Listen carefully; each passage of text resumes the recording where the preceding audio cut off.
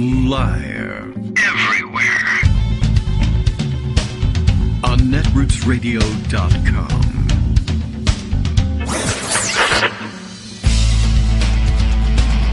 David Waldman. Kagro. In the morning. Now, here's David Waldman. Hey, good morning, everybody. How you doing? It is Wednesday, May 17th, 2023. Yesterday was the 16th, today the 17th. I have a pretty good guess about what tomorrow's going to be, but why don't we wait? Why jump the gun? I say we got plenty to do this day, which was, as I said, was Wednesday, May 17th. All right? Anyone want to dispute that? All right? I hear no objections. We'll go forward with that one. Unanimously approved then that it's Wednesday, May 17th. I don't know who might have an objection to that. You never know. All right, let's see. We've got all sorts of things to round up today. Justice, as usual, giving us the thumbs up on all the equipment and giving us some clue about what he's looking at in the news, and I imagine we'll end up looking at a lot of the same things. All right, well, let's see. There are a couple of items that we're definitely going to have to get around to today. One of them, of course, is checking in with Greg Dworkin, who's already got his raft of stories headed down the river.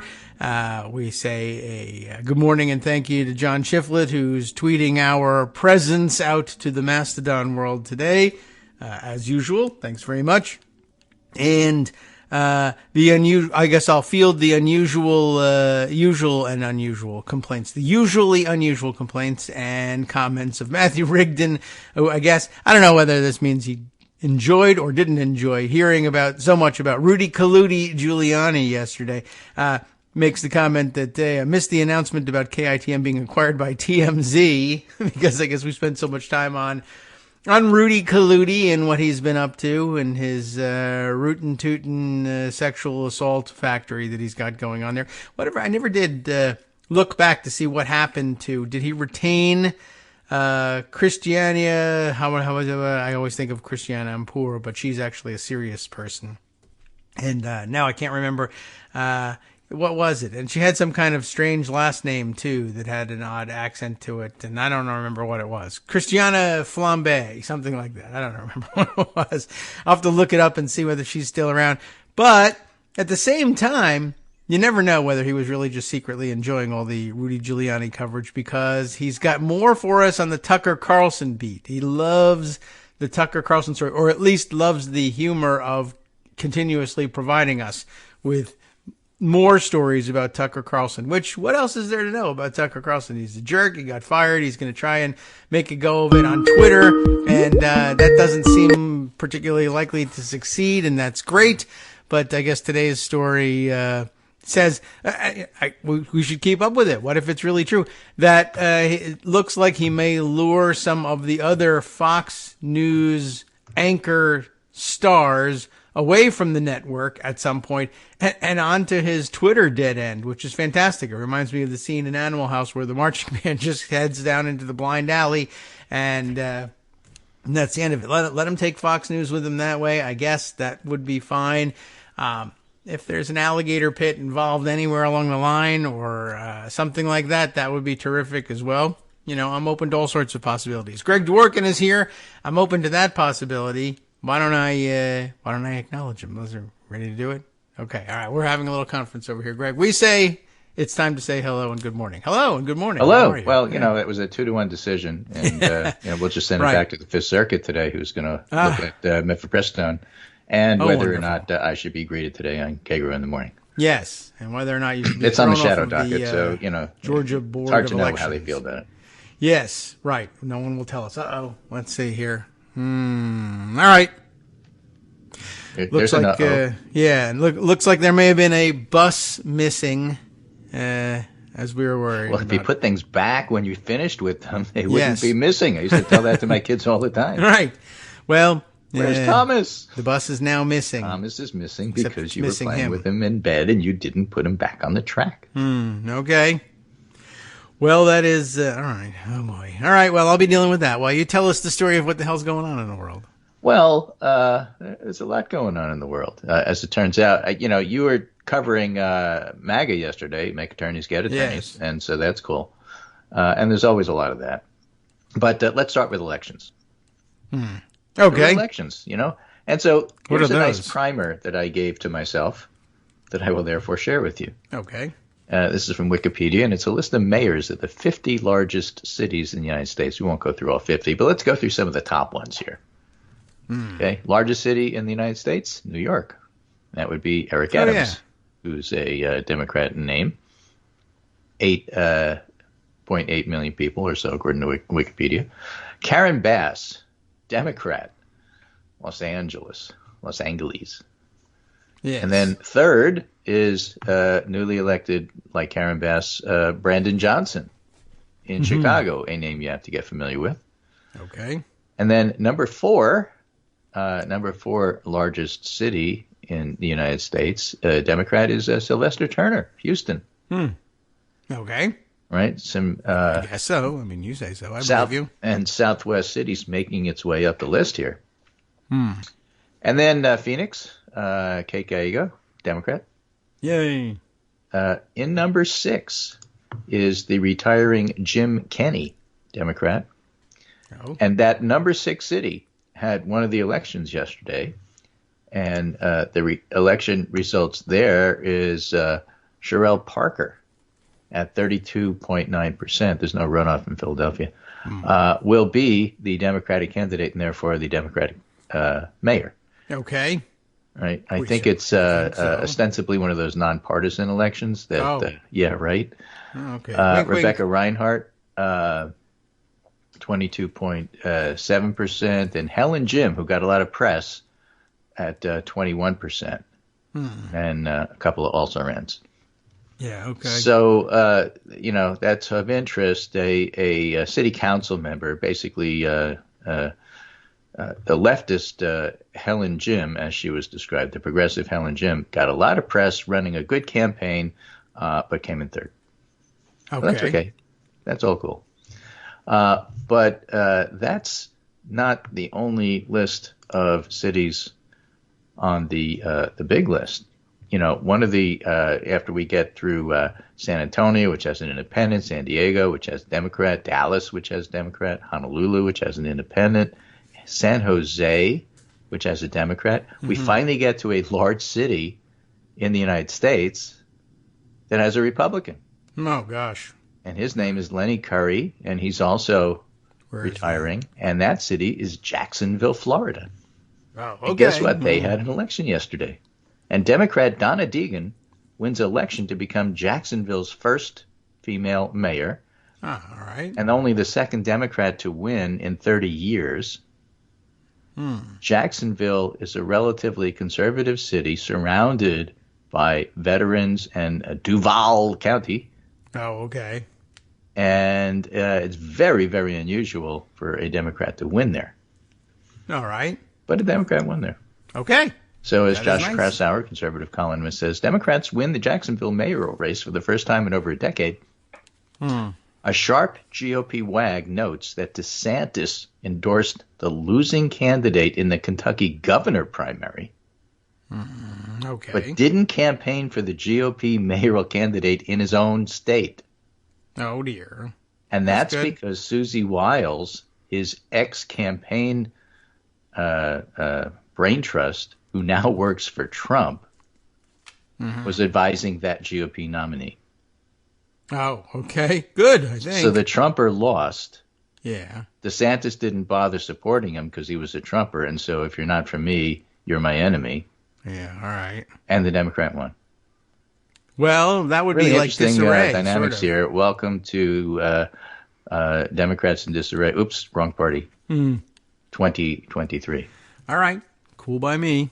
Yeah, that's what I say. So that's among the many reasons that was cool. Oh, by the way, there was another semi-surprising election result yesterday. By the way, just to complete the picture here, Heather Boyd won her special election in Pennsylvania, and Michael Stender, the GOP guy, won his. Heather's a Democrat. So the Pennsylvania State House remains evenly divided, with the Democrats having a one-seat advantage.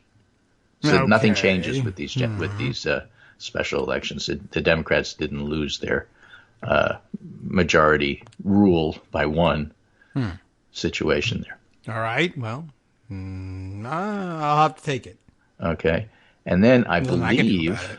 there was, I don't have it on this particular list, but I think there was also a mayoral election in Colorado Springs yesterday. Yeah, okay. Colorado. All right. I'll believe it. Colorado Springs, yes, there it relatively is. conservative Okay. place, home of the Air Force, home of the invention of the mega church, Oh, for there's example. some springs apparently as well, I guess. So, the interesting thing about that, there's now a mayor named Yemi Mabolade, All right. who is an independent, again, very, very conservative area, who beat the Republican. Okay. Yolo Molan Labe, I think we'll call him. Why not? Pretty much. YOLO. Yemi Mobolade, looks like. Yeah. Okay, yeah. Huh. Look at Point that. is that Hey. a lot of election deniers lost yesterday. Okay, well, And that's the bigger real picture news. is, while Okay, you can't good. read too much into specials, it doesn't necessarily say that Democrats will win in 2024. What it does say Let's is say, that yes, it does. Joe Biden was very smart to run on democracy and freedom in 2022, and he's just as smart to run on it in 2024, which he is going to do, That because the sounds election good. deniers are still going to be around. All right. Oh, yeah. Here's some stats on the Colorado Springs election. Is that though an independent, he's defeated a Republican in what it says is the most conservative Republican city in the state. That in 2016, Trump won there by 16%. In 2020, he still held on to win by 3%. And as of, I guess, last night, this independent who did win, Yemi Mobolade, was winning by 15, a 31-point shift away from the GOP, as we like to call it here. All right. So that's of interest. And in Jacksonville, Aaron Astor notes Jacksonville and Duval County, because when you run in Jacksonville, it's not just the city, you're running in the surrounding suburbs as well. And it includes an area that Ron DeSantis won by 12 points in November. Okay. And the GOP guy still lost. Yeah, well, he didn't give him his points Well, yeah. by endorsing him. Okay. So that's of interest. And then He views that you as get a to big Texas victory, I after guess. that in the big city list, by the way. Well, all right. So to round out the top 15, number 13 after Jacksonville is Austin, Democrat. Yes. And then Fort Worth, a Republican in Texas. And then Columbus, Ohio, Democrat. Okay. So 1, 2, I think there's only one Republican mayor in the top 15 Okay. size cities in the United States. Well, that's why And that's Fort Worth, Republicans Texas. hate cities. Yeah. So, when you see people are sort of opposed to cities on the Republican side, that's why. That's right. And we don't thought that was control of it, so interest. it's no good.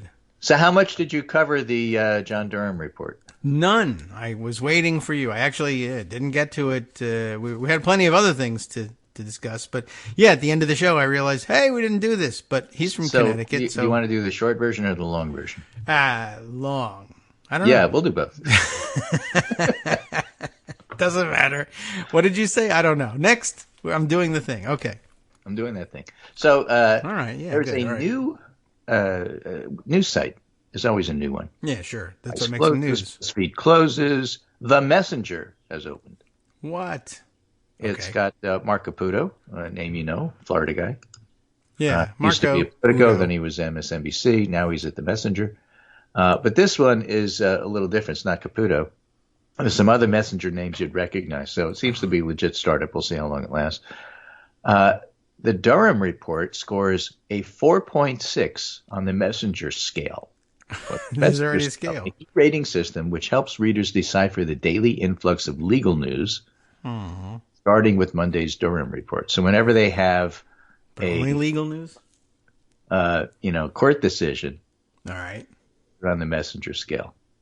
Right, What the does E. it Jean mean? Carroll was a Styx. And what they're doing Huh. is interviewing experts from both sides of the aisle Crazy and not crazy, those are the aisle signs. and they're also trying to put together, not only does it have substance, but is it newsworthy? Okay. And the Durham report scores at 4.6, which is right in the middle of the scale. Is this the 10? Interesting instance. Okay. The context is Durham's report is the result of a 4-year investigation into the FBI's handling of potential Trump-Russia ties. Yes. During the investigation, Durham indicted 3 people, 2 of whom were found not guilty, and 1 of whom received 12 months probation. Okay. Right. I remember. There wasn't much to it. That's right. While Durham was unsparing in his criticism of the FBI's handling of the Trump-Russia investigation, by the way, if you read the report, it's predominantly because they opened up a full investigation instead of a preliminary investigation, a minor substantive process thing that nobody cares about except the FBI. Yeah. His new report did not recommend any further indictments or major overhauls into how the FBI conducts investigations. That's their factual summary. And when they turn to the experts, they have a lot of interesting ones, like Allison Gill, who hosts Mueller, she wrote. Ah, all right. She says it's not a zero in that it fully exonerates everybody involved in Crossfire Hurricane without charges brought, but it's really a boring op-ed about how Durham feels, and it contradicts the DOJ Inspector General findings in 2019 and the Senate Intel report. Okay, fine. But the best summary, I thought, was from, of all people, Sam Nunberg. Huh. And any foul language is a direct quote. Oh, boy. Okay, I'm going to get my censorship stuff ready. Yeah. That's a, in-house recommendation for David to get his horn ready. So while the report's findings are no surprise, the reality is the Trump-Russia probe continues to have long-standing ramifications socially, politically, and geographically. These findings in the news cycle to follow are further evidence that the probe, which, by the way, was a crock of shit, could be a talking point into November 2024. That's why it gets a 4.6. Dan Crenshaw is already tweeting about, this is terrible. Anybody involved in this should be prosecuted. Well, he only has one eye on it. Well, yeah, but the thing is, there was just a federal prosecutor appointed by Bill Barr who looked at all of that, tried to prosecute a couple of people, lost those cases. Yeah. So what is he suggesting? There should be a Bill Barr appointed federal prosecutor to look into it? Absolutely. They did. I guess. This is what they found. This is the result of the report. The internal contradictions of what the Republicans are saying is just garbage. But because GOP followers lapped the garbage up, that's why it gets a 4.6. I guess so. So there ought to be an investigation. All right, we'll do it. We investigated. We didn't find anything. Well, there ought to be an investigation of the investigation. All right, we'll have that too. Let's investigate it. Well, now the Oversight Committee and the Weaponization Committee will look into it. Yes, of course, because that's the point. It's to feed garbage into the garbage committees. Yeah. I guess that's really all there is to it, and they just keep investigating until someone agrees to say they found something, and then even if they don't, right?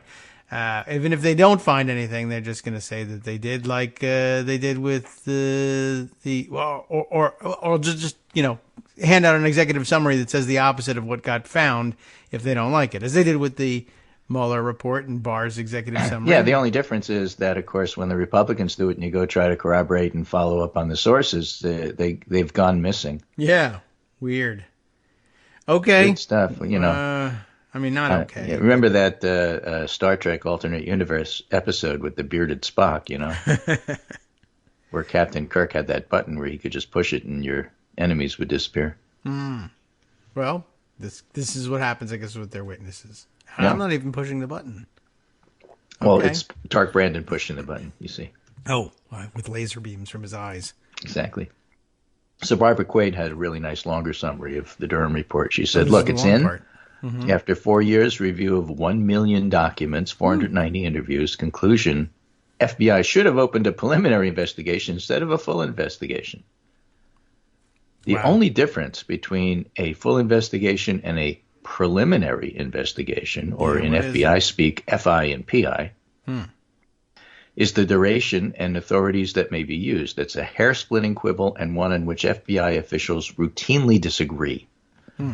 Durham also minimizes the reasons FBI was alarmed enough to open an FI in 2016. That's really the point. He completely ignored every single thing that made them concerned.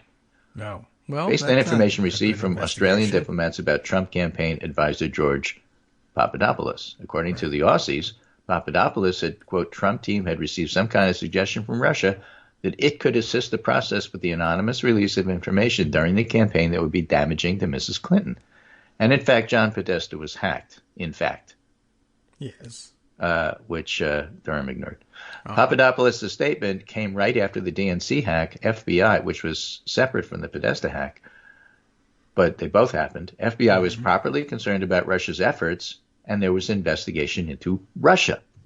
Yeah. Not Trump, Russia. Right. This was an investigation into Russia. We are usually for those investigations, even Republicans. Trump had other concerning ties to Russians, real estate deals, Miss Universe pageant, loans from Russian lenders. You know, for those of you who have forgotten about all of this, Trump Tower Moscow project, campaign chairman Paul Manafort.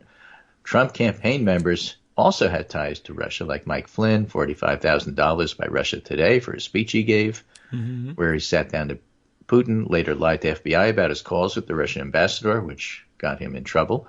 Carter Page had been seen meeting with Russian intel officials. Durham criticizes the FBI for relying on the Steele dossier, but none of the stuff that I just told you has anything to do with the Steele dossier. Right. Okay. The Steele dossier was not the basis for opening investigation, but it makes for a useful scapegoat to blur that fact. We now know the FBI was unable, and there's a tie between initial payment to Steele, Steele, yes, to Steele from that's the his Clinton favorite campaign, verb.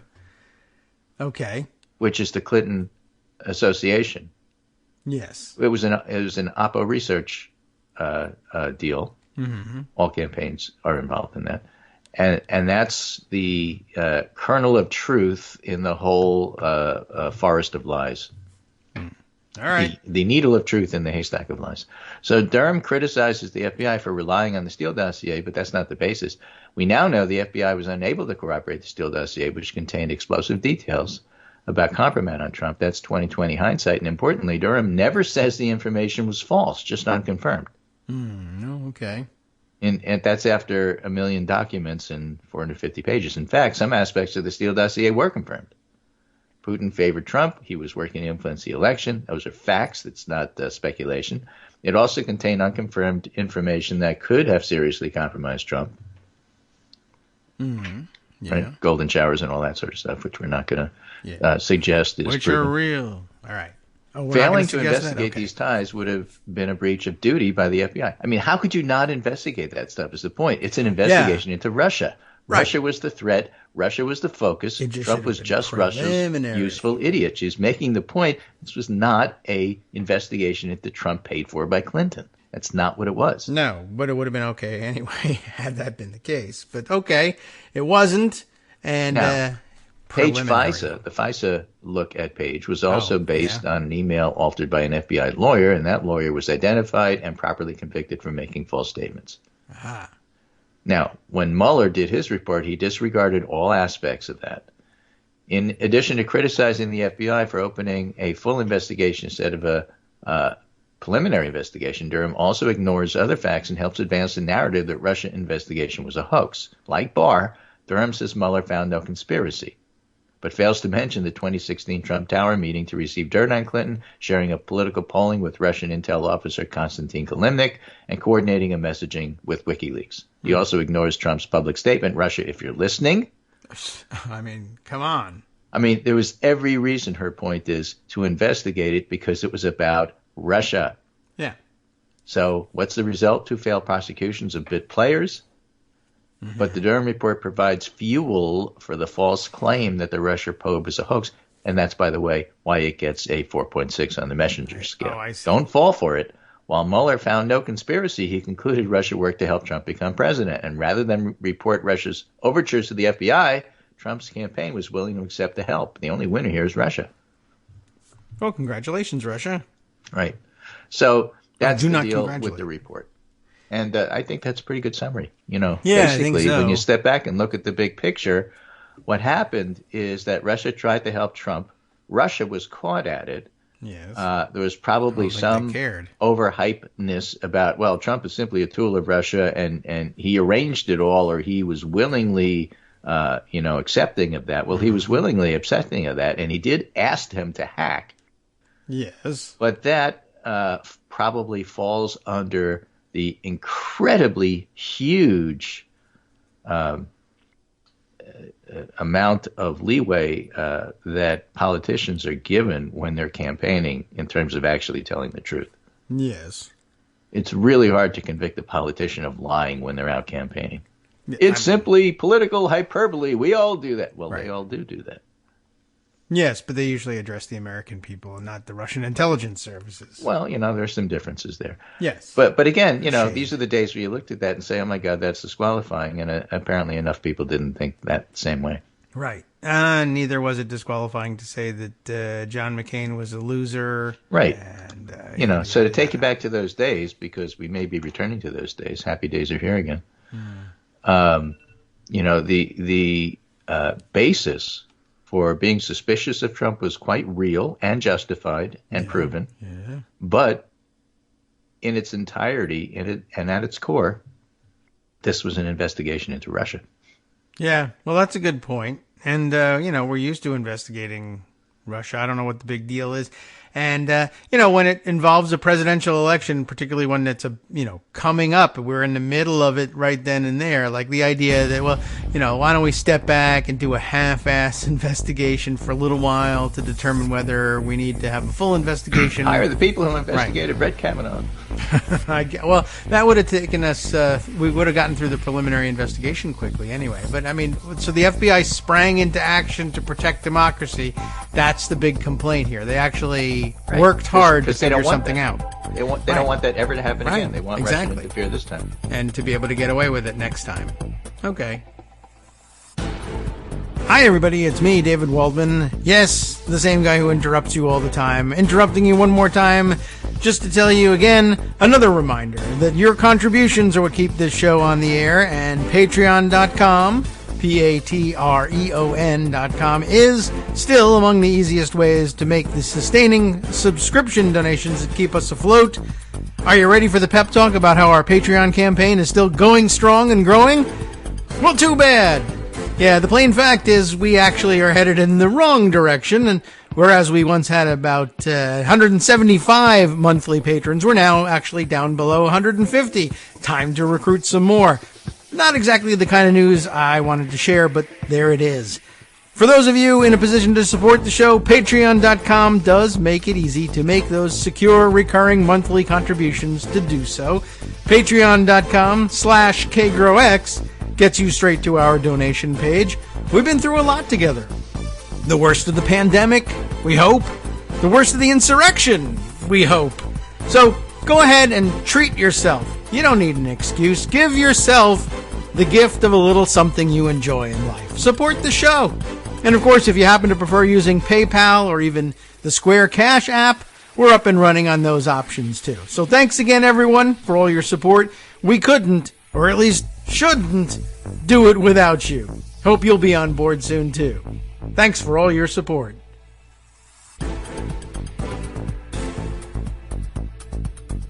All right, welcome back to the preliminary Kagro in the Morning show here on Netroots Radio. We don't want to jump the gun and go to the full show until John Durham says it's time. So we're going to do a preliminary show for the next 2 hours. Right, and at the cost of several million. And Russia, if you're listening. Yeah, right, doesn't matter because it's just preliminary. Oh, no, that part tell counts. You how. Yes, we're on. We would gladly be on the take. I think. I don't know. Well, not from them. Maybe we already are, but they're giving us a penny at a time. This is one of those angel on one shoulder, devil on the other. They're both whispering to you, and we'll have to see what David decides. Which one has money? Yes, next season. I want to be open about this. The transparency is key. So I came across this item, which I just started laughing and said, I have to send this to David. This is just so funny. And this is from Ari Cohen. Hello, political Ari. Theory professor. Oh. And says, for those who don't follow the Nebraska legislature, you're really missing out. Yeah. It is just a constant stream of people correcting the chair, people calling other people out for getting the rules wrong, and people reminding other people that they don't know what they're doing. So you have to imagine. David and I talk about process all the time. He's the rules expert, and I'm always asking him questions about procedure and parliamentary stuff. Mm-hmm. But imagine a bunch of amateur citizen legislatures, and except for the fact that there are people who have been around for like 75 years running the place. New Hampshire could be like that because every citizen is a member of the New Hampshire House. I don't know if you know that. It's a contractual obligation. If you move to New Hampshire, their saying on their bumper stickers and license plates are "Live free and serve in the House or die." And so like everybody the House has like 399 members or something like that, you know. So, but the point is, it's a bunch of amateur part-time people who go and have a short legislative session, pass stuff, and then go back to their, running a hardware store. And Nebraska is just one collection of them. So for those who don't follow it, you have a whole bunch of people who are yelling at each other that you don't know what they're doing. At the moment, he says, this was yesterday, there's a group of legislators all quietly discussing what to do because one state senator has just made an amendment to a motion to recommit a bill under consideration because the original motion to recommit seems to be sending the bill to the wrong committee. Oh, well, that's not really even a recommittal. It's just a committal. So if anybody tells you that a non-professional legislator is a bad idea, just remind them that we're not only non-professional, we also term limit out anybody at the exact moment when they figure out how to actually do anything within the system. That's true. The chair rules you can't amend a motion to recommit. Now there's a motion to overrule the chair. It's funny.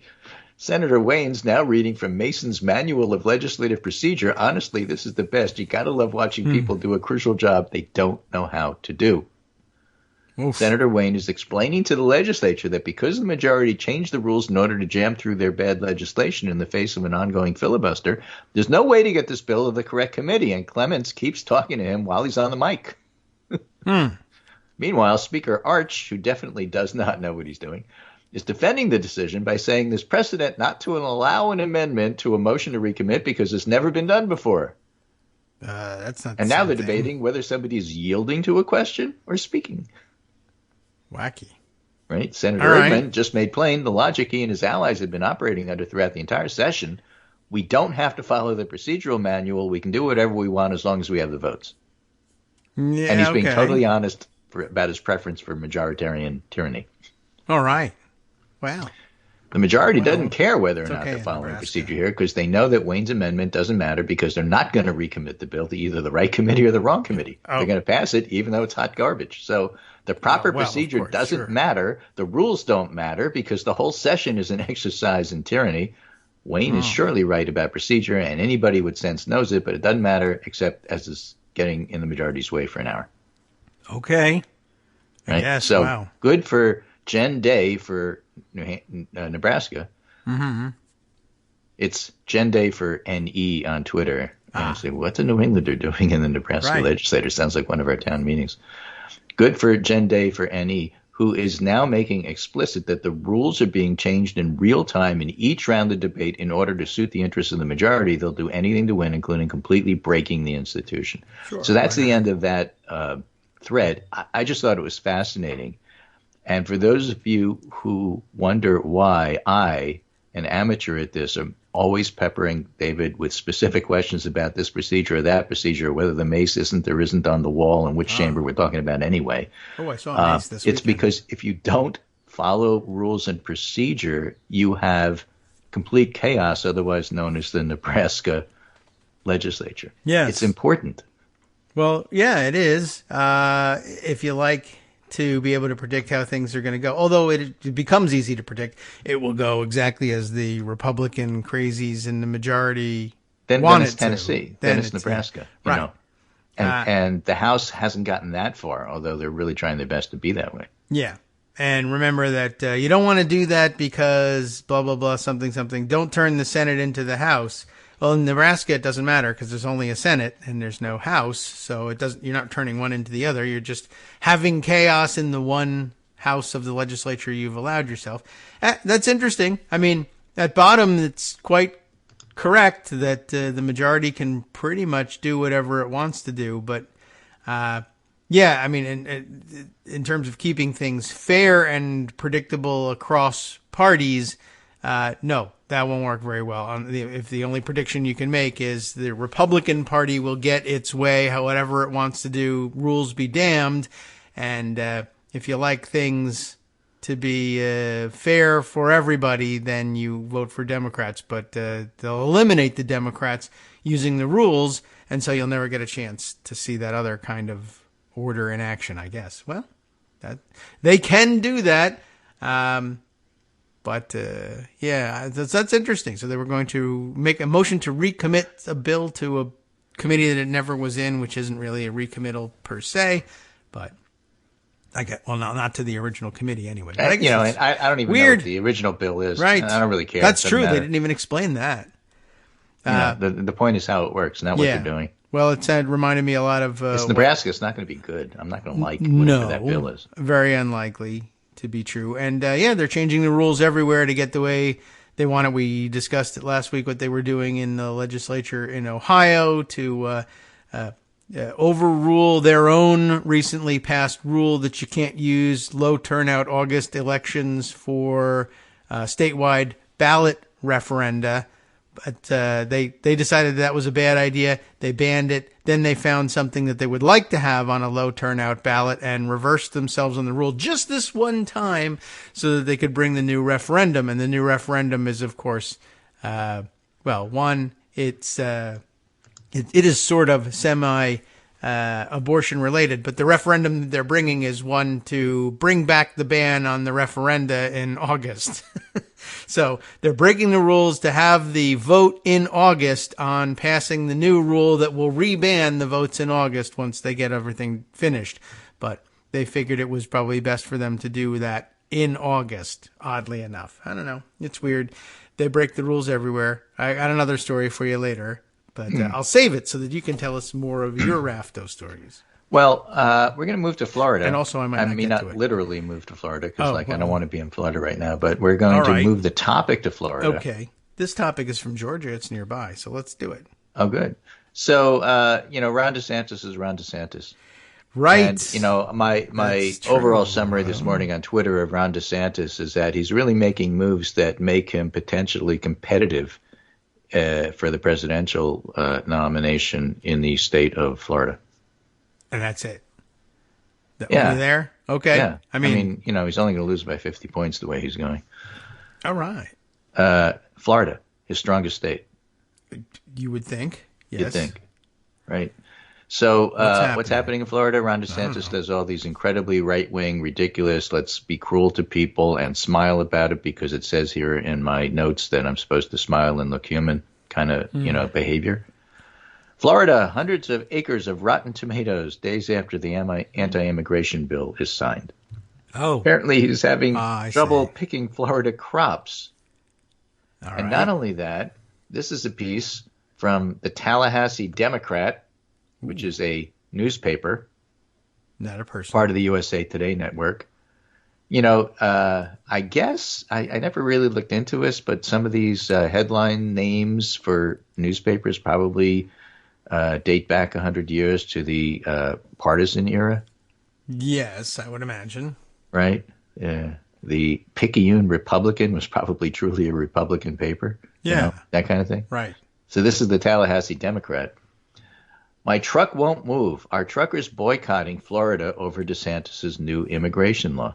And by the way, for you grammarians out there, is it DeSantis with an apostrophe or is it DeSantis apostrophe S?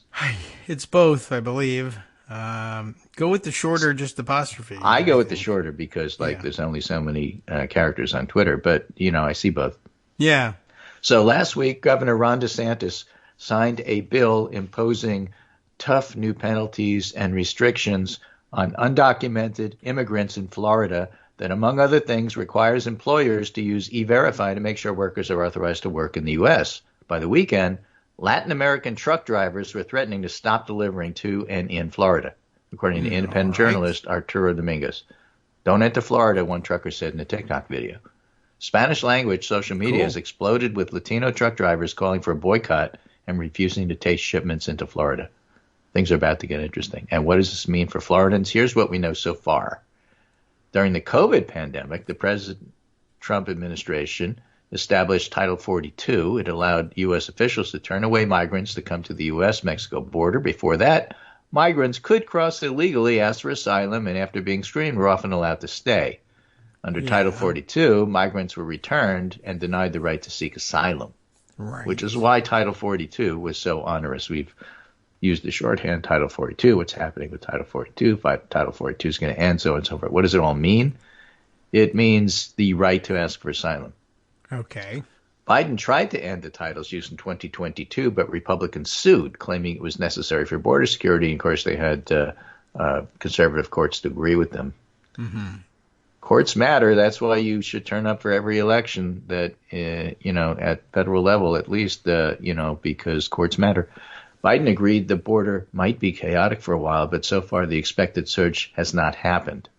Right. And Biden saying that the border might be chaotic for a while is the excuse that the New York Times used in their headline for saying things really seem to be working smoothly despite everything Biden said.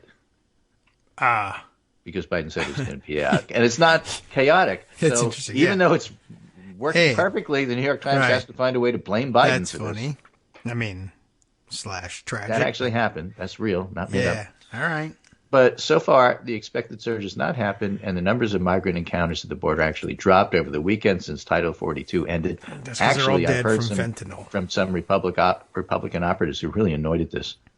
They'll probably go down there and buy sombreros and try to create chaos. And in response to the end, and the reason is, of course, that we know that Dobbs-Roe issues with abortion still rile up Democrats, and Republicans are looking for their issue, and they were hoping it would be crime, which didn't work, by the way, in these mayoral races, or immigration and caravans, right? Which we famously know didn't work for Ed Gillespie in Virginia, so there's a long history of it not working. And it didn't work so well in Wisconsin either. Mm-hmm. So, they're looking for something, and they were hoping this Title 42 thing would do it, and it's not. Right. So Florida pushed through a new bill, which has been praised by supporters as necessary and condemned by critics as cruel and potentially leading to law enforcement profiling, and considered among the toughest steps taken by any state to deter illegal aliens from arriving. Sure. So what does it do? It requires employers to verify a new employee's employment eligibility within 3 business days, requires private employers with 25 or more employees to use federal E-Verify system, requires employers to fire an employee if they discover them to be a foreign national, repeals a 2014 law allowing immigrants living in the country illegally to practice law in the state. Hospitals that accept Medicaid must ask patients if they're U.S. citizens and if they're here legally, so they're putting the burden on the hospitals. Oh, fun. Invalidates out-of-state driver's licenses, force arrested adults and juveniles with an immigration detainer to provide their DNA to the state, makes it a third-degree felony for anybody who knowingly or reasonably should know that they're transporting immigrants who entered the country illegally into Florida, expands the Florida Department of Law Enforcement's counterterrorism to include immigration matters, and appropriates tax dollars to be used for DeSantis' unauthorized alien transport program, which is to say the Martha Vineyard program. Mm-hmm. Yeah, I guess that's why he flew them to South Carolina first, because he would have just violated the law if he had flown them to Florida and then Martha's Vineyard. According to Susan Pay, a Florida immigration lawyer based in Jacksonville, which has now got a non-Republican mayor, the law also applies to people who lawfully enter the country on visitor and student visas but aren't authorized to work. Mm-hmm. So it's pretty extensive there. Okay. Now, we don't know for sure what the deal is with the truck boycott, but this is something to keep an eye on. This is basically new, and this information is coming from TikTok. Mm-hmm. And there's a bunch of people who they've interviewed say, yep, I'm doing it, but we really have no idea of the scope and size. I see. This is all anecdotal information. Accurate anecdotal information, but we just don't know the scale.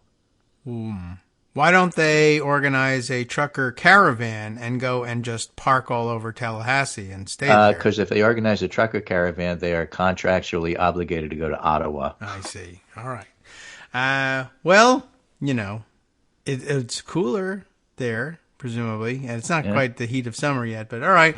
Well, I mean, staying out is just as good, and I guess so that's what's leading to fields of Florida tomatoes remaining unpicked. And what looks, I don't know, because when you have a picture in a story like this, you don't know if the picture was like off of Shutterstock, because it's a stock picture. Mm-hmm. So if you see pictures of, for example, tangerines, yes, does that mean the tangerines are rotting too, or did they just pick a picture to illustrate that Florida crops are rotting, or are they rotting? Again, we don't really know. Anecdotal information from TikTok. If you're under 50, and certainly if you're under 30, well, it's true because I saw it on TikTok. Right.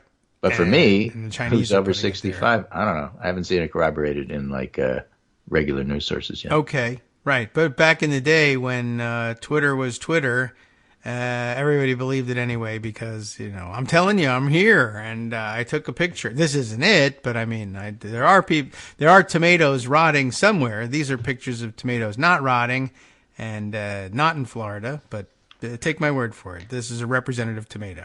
Right. And finally, the topic of the day that I picked for the Pundit Roundup was none of those things. I just thought they were all interesting. Especially for the show. The topic I picked for the Pundit Roundup, which is a little too depressing to spend an hour on it, is the vigilante situation. Yes. Okay. Going back a few years to Kenosha, where Kyle Rittenhouse became a hero. Thomas Zimmer writes Democracy Americana is his... yes. Okay, good. Great.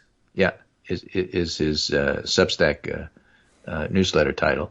Vigilante violence is part of the right's plan. The open embrace of violence plays a key role in the broader reactionary mobilization against democracy. We'll spend some time in that piece. But also, Greg Sargent and Paul Waldman have in the Washington Post, DeSantis' celebration of vigilantism is a new low in MAGA extremism. And Jamel Bowie in the New York Times has the Republican embrace of vigilantism is no accident. So you're seeing a theme here, right? Yes. Two pieces are a movement, and 3 pieces are a theme, or vice versa. Okay. Doesn't matter because I can't recommit that to a committee because the rules won't let me. So Thomas Zimmer, who is a academic, and I think he's a historian at Georgetown. The open embrace of violence plays a key role. Not that more evidence was really needed, but the mask is fully slipped in the reactions to the killing of Jordan Neely on the New York City subway. And I think that really was the focus of a lot of these recent reports. Yeah, because people on the right are just embracing the person who killed him. Yeah, right. Whose last name is DeSantis among them, saying he's a hero and a good Samaritan. Just like they did for Kyle Rittenhouse. They were staring at the contemporary American right's true face, at the essence of what defines a reactionary political project, and it's terrifying. Yes. Please spare me any version of how did you not know this? How is this news to you? In response, please. I'm not saying it's news, nor that it comes as a surprise. Not to me, not to any other serious observer of the right's recent past and present, but I believe that it's shocking and terrifying, and it's important to articulate that. Yes. Public reactions, not just in the right-wing extremist fringes, but from, quote, respectable, end quote, conservatives, as well as quite a few self-proclaimed centrists and moderates, have been incredibly discouraging and infuriating. In his Unpopular Front newsletter, John Gantz really captured what I find so disturbing. When people are essentially saying it's this man's life was worthless, and as a result of his criminal record, he had it coming, Neely's death has been described as a lynching. This is an extremely grave thing to charge, but what seems completely unquestionable, to me at least, says the author, is the people who have shown cruel indifference or contempt or glee about the killing of Jordan Neely are the spiritual equivalent of a lynch mob, even if his death was accidental or a crime of passion rather than premeditation. They're part of a lynch mob after the fact. I mean, the facts of the case are Jordan Neely was acting out on the subway, and a guy thought he was threatening, and a lot of people on the subway did, and so put him in a chokehold and killed him. Yes, that probably him wasn't to death in front of everybody. Yeah. They've decided on reflection at a personal danger and with malice aforethought, as they say of murder, that Neely's life was worthless. Many apparently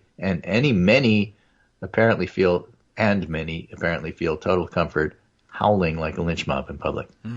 He wrote any many, but I think he meant and many. Okay. The right embraces the violence. Since Gantz wrote this, Daniel Penny, the man choked nearly to death, has been charged with second-degree manslaughter. It should be up to a court to decide what comes next, but that's not how right-wingers see it. They're furious and have apparently decided they're not going to hold back their rage or bother with dog whistles. Yes, they're canceling juries.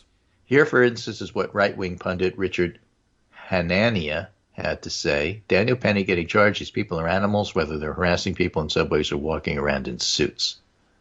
What? I find it very difficult to construct a plausible version of who these people are. Yeah. Which reminds me of the old Archie Bunker All in the Family show with him chatting with George Jefferson. Mm-hmm. And George Jefferson says something about these people. And Archie Bunker takes offense at that and say, wait a minute, you people are you people. You can't turn it around on us, okay? You can't take that phrase away from us. Hanania, by the way, is regarded as an important thinker on the right, and quite a few respectable people on the center, right, and center still regularly present this guy as somebody with whom we should engage and whose thoughts and observations we should take seriously. Oh, dear. Political leaders on the right have also chimed in. Florida Governor Ron DeSantis, for instance, tried to put as many right-wing conspiracy theories as possible in one tweet. We must defeat the Soros-funded DA, stop the left's pro-criminal agenda, and take back the streets for law-abiding citizens. We stand with good Samaritans like Daniel Penny. Let's show this Marine America's got his back. That's quite the deranged reading of the parable of the Good Samaritan. Yeah, that's an interesting one. I didn't realize that you're supposed to be strangling people to death when they're in trouble and crying out for help. You know, what chokehold would Jesus use? Yeah, exactly. Okay. Well, yeah, that's not typically Good Samaritan. I mean, I don't know. You're not supposed to murder that's become the guy? a prominent talking point on the right. Daniel Penny, the subway Samaritan, as the Wall Street Journal editorial board put it, it's indicative of where things stand, and it comes just a few weeks after Texas Governor Greg Abbott announced he intended to pardon avowed racist Daniel Perry, no relation to Daniel Penny, 24 hours after he'd been convicted by a jury of murdering a protester at a Black Lives Matter protest. Right. Canceling juries, once again. All jury nullification. Yeah. All strands on the right, Republican elected officials, media machine, the reactionary intellectual sphere, the conservative base, are openly and aggressively embracing right-wing vigilante violence. And that sends a clear message. It encourages white militants to use whatever force they please to fight back against anything and everything associated with the left by protecting and glorifying those who have engaged in vigilante violence. Call it the Kyle Rittenhouse dogma, which in 2020, Rittenhouse killed 2 men and wounded a third during protests in Kenosha, Wisconsin. For his actions, he was widely celebrated on the right. He's a patriotic hero. I had a picture, screenshot of Fox News with Tucker Carlson glorifying him. Yes. The ex-Fox News host, Tucker Carlson. Right. Now fired. And this is a very long piece and goes on to put violence in historical context. But he ends by saying, what are they giving themselves permission to do? That's the key question politically as well as analytically. But although he doesn't specifically say it in this ending, and the piece is so long he may have gotten to it at some point, I'll simply say January 6th. Okay. First coups fail, but that doesn't mean second coups don't fail. And, of course, he is a historian, so therefore he has to invoke and bring up correctly the situation in Weimar Germany. I generally try to stay away from references to the rise of the Nazis and the demise of democracy in Europe's interwar period. I'm hoping to write more about this and offer a substantive reflection soon, but for now, my default position is the most instructive analogies are not to be found in Europe's past, but U.S. history. Specifically, instead of reaching for the 30s in Germany right away, I believe we should pay more attention to how moments of social and racial progress in the U.S. were met with violent counter-mobilizations against the country's first attempt at interracial democracy after the Civil War, for instance, or against the Civil Rights Revolution in the 50s and 60s. And at least in the 60s, I was around for that, so definitely resonates there. But in this case, I find it rather difficult to shake the Weimar vibes. The Weimar analogy is quite apt because it sharpens our attention. Is it Weimar? Should I do it properly? Sure. For a constellation in which vigilantism and political violence are widely seen as justified and necessary among Germany's radical right, but also among its more mainstream conservative enablers, all because of a perceived threat from the extreme left that seemed to override everything else. And that's where scholars of German and European history have tended to diagnose the breakdown of the analogy, as they contend that a key element of the Weimar constellation is missing in the current U.S. context, the presence of strong communist movements. We don't have that. Oh, okay. Bolshevik revolution happened at the time. That's why it was so scary. And there is no credible left-wing threat. If you consider Bernie left-wing, that's one thing. If you consider him a threat, that's another. They try. Yeah, you'll notice that people like Trump and DeSantis refer to people like AOC and Bernie as left-wing socialists so often you don't even notice it when it comes out of their mouth anymore. Right. But this particular criticism of the Weimar analogy doesn't adequately grapple with the fact that in the minds of the American right, such a radical leftist threat does absolutely exist. Yeah. In fact, the right derives the permission to radicalize ever further entirely from the idea that the country's about to be destroyed from within by the left. Yes. And so that's why I think it's important that you bring that up and put that in context. Yeah, I think he's right. That's true. It doesn't matter that there isn't an actual communist threat. It doesn't have to be communist either. But if they don't have it, they'll invent it, and that's part of the. Not only are they giving themselves permission to act as vigilantes, they're giving themselves permission to invent the threat that they're invoking the right to inflict vigilante violence against. So, bad news. It's like chatbot GPT inventing threats for them. So they, the AI told me there was a threat, so I murdered everybody. Fantastic.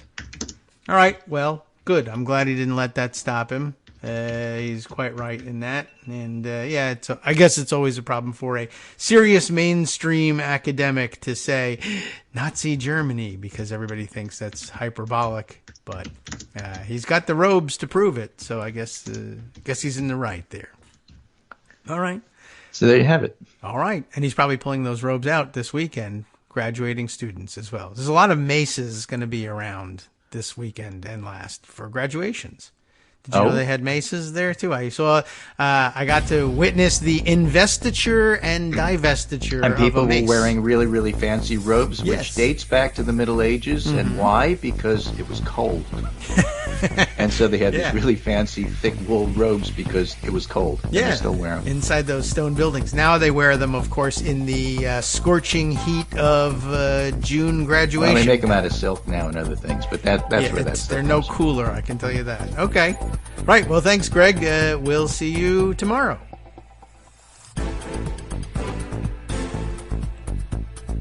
All right. Welcome back now to the Kagro in the Morning Show here on Netroots Radio. So, let's see. To continue a theme, I would say, that I want to share one story with you that was brought to my attention. Oh, I'm going to find it now in my, oh, no, that wasn't it. In Pocket.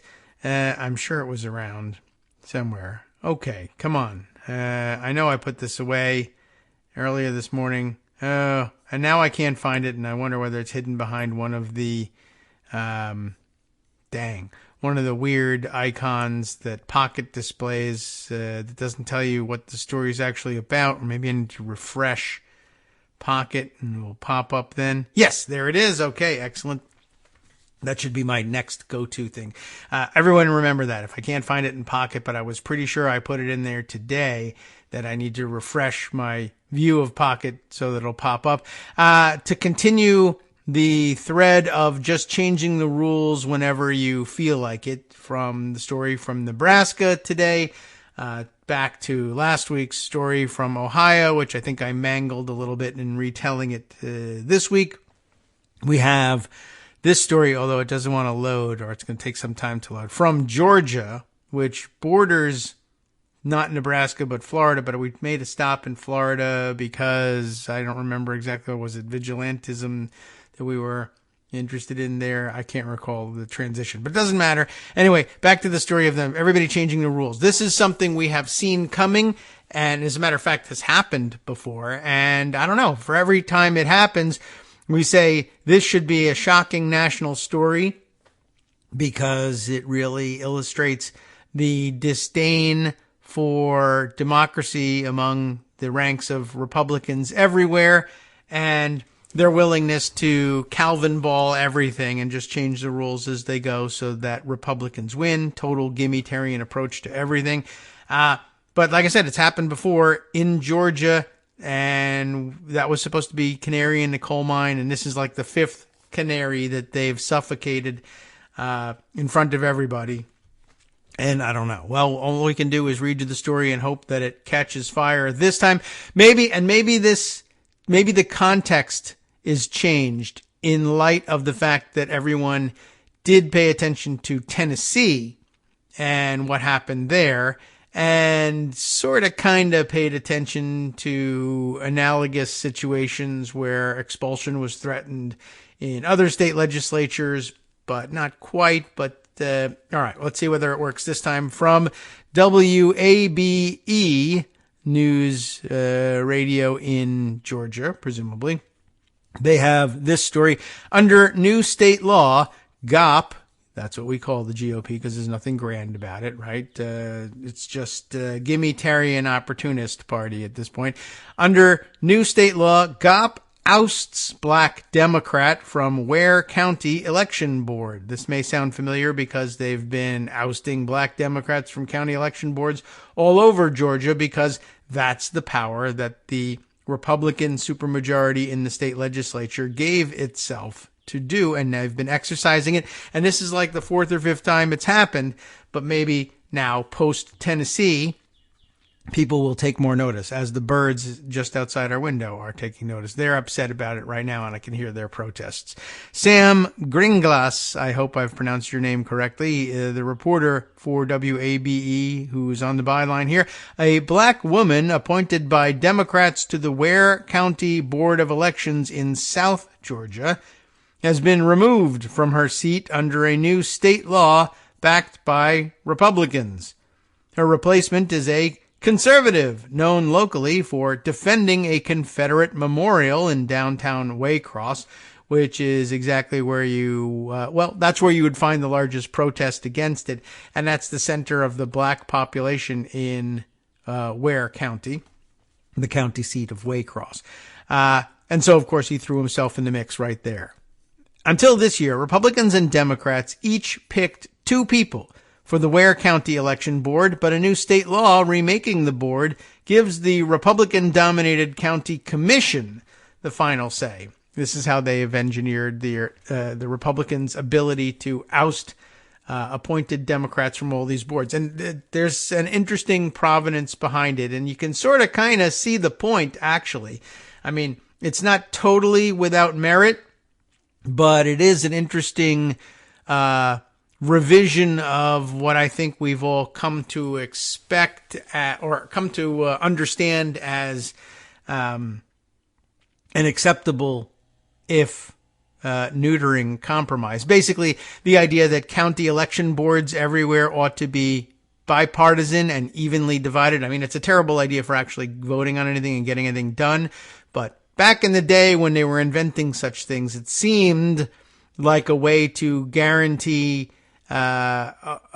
keeping partisanship out of things, because partisanship wouldn't matter. It wouldn't sway your ability to do anything because the board would always be equally divided. And so they would have no choice but to fall back on doing the right thing. But instead, they've essentially invented a shadow docket for themselves, or at least, it's an interesting metaphor to, or comparison to the interesting parallel to the shadow docket, in that Republicans, I think, were the first to discover that if they just stuck together in order to demand or kill inquiries into Republican campaign finance or campaign violations of some kind, and if we can always deadlock the committee, then that's actually effectively a green light for our candidates to do whatever they want, because the board can't punish them for anything. Anyway, that was the original. The original intent was to ensure fairness. The Republicans immediately found a way to use it to ensure unfairness. But how did we get to this thing? How did we get to this idea of balancing? And it was, they just said, well, we'll just let the two major parties do the nominating. We'll let them pick the people who are going to be on the board. But then eventually, I guess they got so used to that idea that that was going to be fair that they skipped the middleman here, which is, hey, really, this is a public board and a public office, these election boards. How is it that we're letting private entities just directly appoint people to them? What you should be doing is giving an elected official of some kind or a board of elected officials the formal power to do the nominating to this other public office. But perhaps you might establish it as the norm that the nominations will be put in front of them by the two parties, and that it's traditionally the case that the electeds who do the official nominating simply take their cues from the two parties. But you really probably shouldn't have the private entities of the parties themselves nominating people to occupy official public office. You see what I mean? That there should at least be the window dressing of giving the thumbs up, giving the imprimatur of authority to the nominees put forward by the parties, but leaving that power to finalize their appointments to elected officials.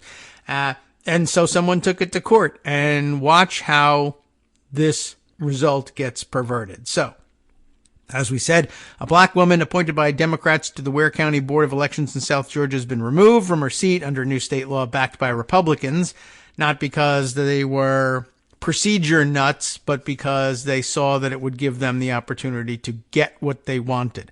Her replacement, as you know, as I said before, a conservative known locally for defending a Confederate memorial right in the heart of the black population of the county.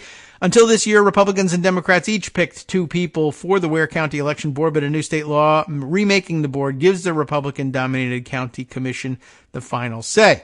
That's how Michael Hargrove, whose Facebook page is plastered with support for former President Donald Trump and GOP Senate candidate Herschel Walker, of all people, assumed a seat that until last week was held by Democratic appointee Sean Taylor. That's the black woman in question. I was the person they were going to take off the board because I was the person who fought against voter suppression and the consolidation of precincts, things that affect, I'll just be honest, the black community in Waycross, Taylor says. Ware County, which stretches from to the Florida border, is majority white and went for Trump in 2020, but the county is still home to a sizable population of black voters centered in the county seat, Waycross. And that's just a good lesson in general to be reminded every once in a while that places that on the whole are Trumpy and red nonetheless have occasionally significant pockets of blue in the middle, some of which are wiped out by the surrounding red votes, but also just a reminder, right, like as we do with states, when the scale is larger, we don't seriously float the idea of cutting them loose and saying to hell with the whole place because red state. Yeah, there are pockets of blue who are fighting for recognition and fighting for their lives in some cases, and you shouldn't cut them loose, or at least you shouldn't pretend they don't exist. All right, back to the story. So, similar bills were introduced this year to remake election boards in Ben Hill, Cherokee, Columbia, Schley, I guess, Schley, Scraven, and Wilkes counties. I hope I've pronounced them all correctly, although if I mispronounced them, given that they were looking to disenfranchise Democrats and minorities in general, to hell with you. Anyway, GOP sponsors say the boards need to comply with a 2018 Georgia Supreme Court ruling. I did see somebody this morning on Mastodon calling it a SCOTUS ruling, but the U.S. at the end of SCOTUS is for United States. That's the Supreme Court of the United States, SCOTUS. Georgia doesn't have a SCOTUS. It's a